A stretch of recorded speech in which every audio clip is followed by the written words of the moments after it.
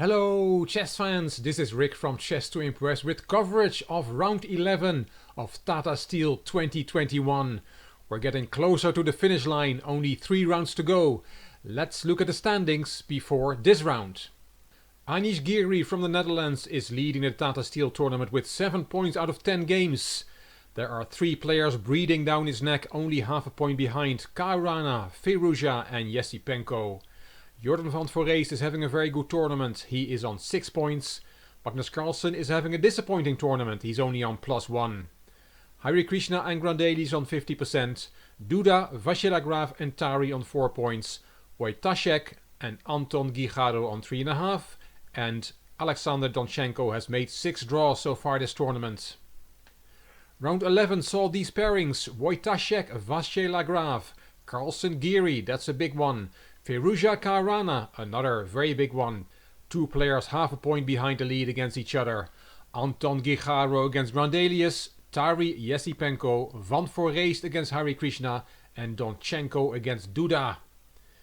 In this video we're going to look at the game between Alireza Firouzja with white and Fabiano Caruana with black. And here we see both players at the board. I took this screenshot from the live broadcast. As the Carlsen-Giri game looked a draw all game long, this was a great chance for either Firouzja or Carlsen to join Giri in the lead if they could win this game. Let's see what happened. Firouzja opened with the e-pawn and we had a Italian opening on the board: bishop c4 and bishop c5. Let's put the opening moves on the board. It's quite a long game. Let's go to move 10.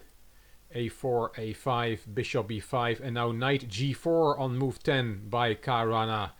Attacking the f2 pawn with both knight and bishop. It's only protected by the king, so rook e2 was played by Firouzja to cover that pawn. Knight e7, d4, knight g6, knight f1 and d5. Black has had a very successful opening. He has fully equalized, and now we have a lot of tension there in the center. Firouzja decided to take on d5. Caruana took on d4. Firouzja kicked the knight back to f6, and now knight takes d4 and knight takes d5. All those 4 central pawns that were there 3 moves ago and caused all that tension in the center, they have now disappeared. Rook e1, knight df4, bishop e3, and this is an important moment in the game. c7, c6 was played by Caruana. After 40 minutes, time he could have used in the time trouble phase, we'll see later. Caruana said, "I had a very promising position. Alireza had 15 minutes less than me. I was very optimistic. I really wanted to play knight takes g2, but I could not quite make it work. And I should not sack a piece without seeing the follow-up, because this is indeed a piece sacrifice. Knight takes g2, king takes g2, taking the piece, and then knight h4 check, king h1, and Caruana saw all sorts of variations, he said in this interview after the game, with queen d5 and bishop takes h3, but he could not make it work and in the end decided against it after 40 minutes of thought. He played c6 instead.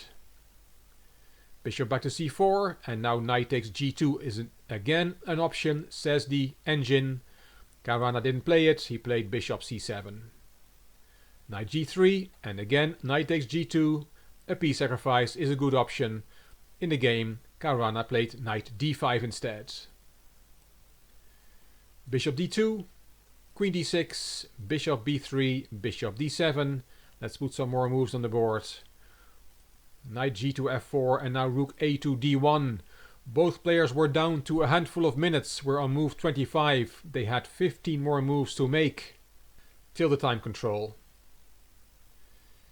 In this position you constantly have to look at sacrifices on h3. For example, bishop takes h3.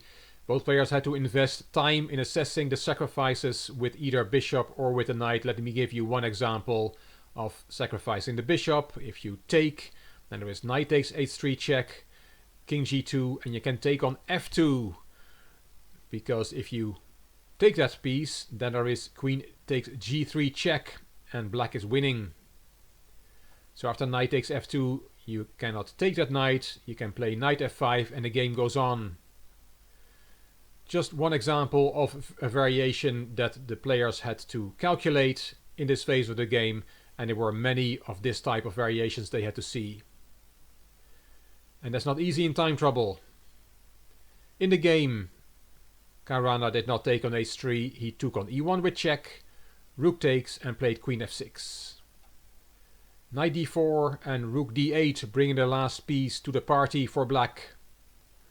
Rook e4 and queen g6, which Caruana called after the game a terrible move. The engine says that Caruana's mistake came a few moves later. Let's see what happened. Bishop takes d5, giving up the bishop pair for a concrete reason by Firouzja.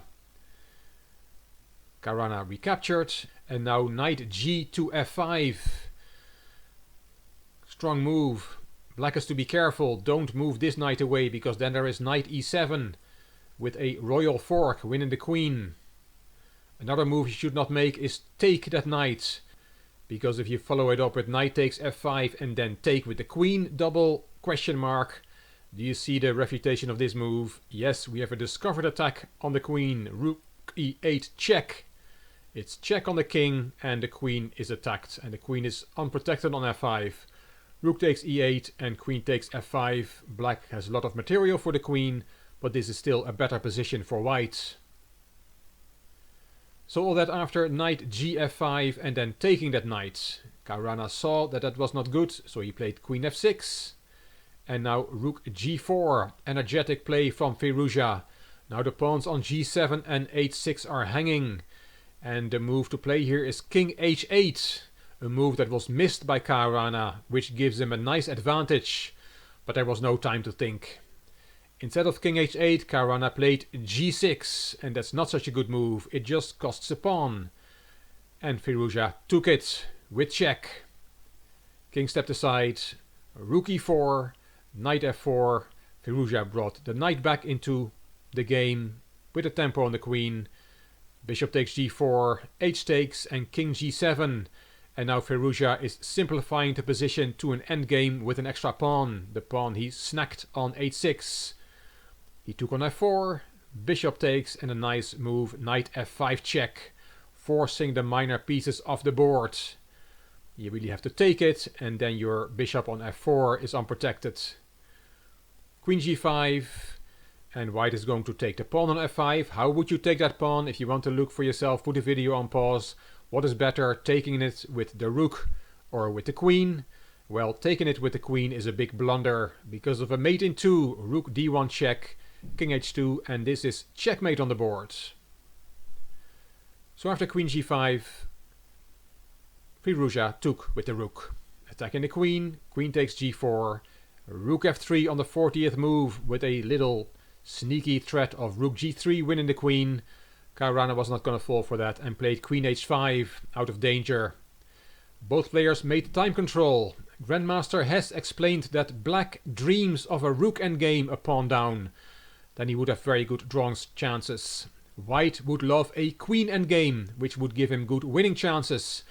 One factor is that the black king is quite open, which would give white chances for queen trades, and that would give him a king and pawn endgame with an extra pawn. That would give winning chances. Caruana said in his interview after the game that he thought he was lost after the time control. And he said that rook d3 is the best move here, to try and trade rooks, and white has an 80% chance of winning in a practical game, said Caruana. So he thought he was in big trouble.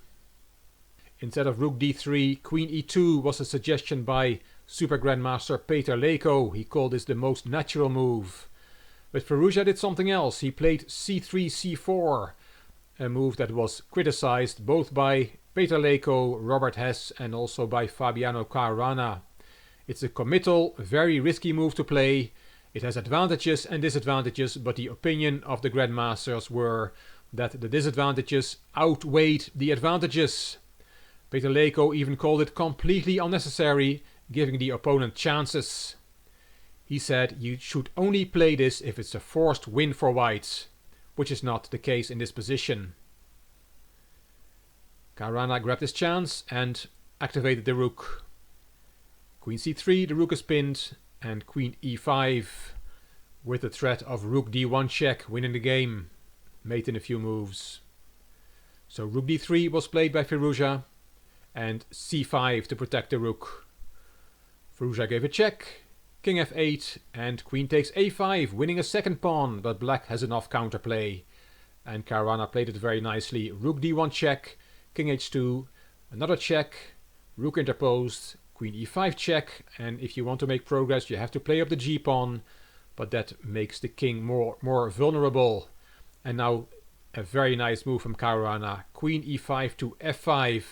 White is 2 pawns up and soon will win another one. But look at the difference in the piece activity. It turns out actually that white only has one move not to lose. Caruana said after the game that he was lucky to have queen f5 and that it was a miracle that he had that move which saved him the game. Queen a8 check is the only way not to lose. Don't go to g7. Why not? Again, if you want to put a video on pause, why is king g7 a terrible move?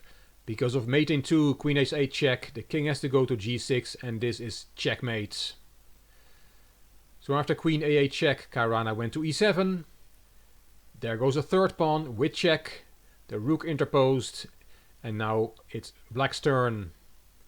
Suddenly there are threats against white's king, so you have to hurry back with the queen. Queen g2 is an option, but then there is rook d2. White is 3 pawns up, but the position is equal. Black's superior activity gains him a draw. White cannot untangle his pieces, and the threat here is rook takes f2, which would win the queen. So the only option really is for white to go for a move repetition with queen b7 check. In the game, Firouzja tried something differently. He played queen h1. Caruana took on f2 with check. The queen interposed, rook d2, and the queens were traded, king g1 and rook takes b2. White still has an extra pawn in this position, but no winning chances. Let's look at the remaining moves. Another pair of pawns was swapped. And rook d5 check. I'll show you the remaining moves. f5, king h3 and rook a3, and a draw was agreed. There are no winning chances for white despite having an extra pawn.